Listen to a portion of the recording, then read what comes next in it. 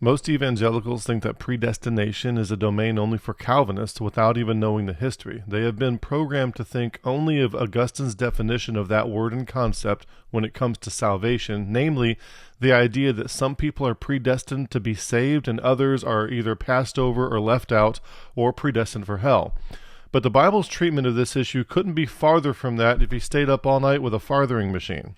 Predestinated is a relatively simple word that just means that a destination was selected in advance. So when Scripture uses that word, we simply have to ask who is being predestinated and to what?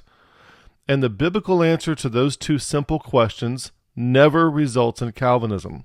The term predestinated appears in a soteriological context in only 4 verses of the New Testament, and those 4 verses are just in 2 chapters.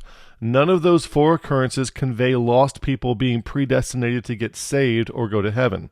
But all 4 occurrences convey people who are already saints and faithful being predestinated for something in their future, namely glorification, their inheritance in heaven, and to be conformed to the image of Jesus Christ. We already talked about Ephesians 1:5 in our video on adoption, which you need to see if you haven't already.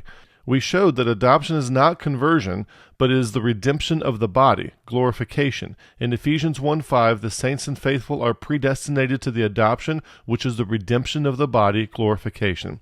In Ephesians 1:11, the saints and faithful are predestinated for their inheritance, which is fulfilled in the future. See also 1 Peter 1:4-5, or really 4-9.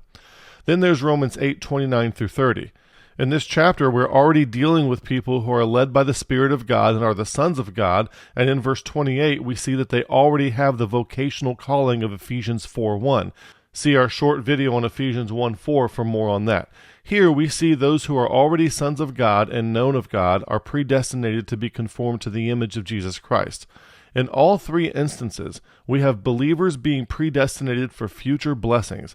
There are no passages that have lost people being predestinated to become believers.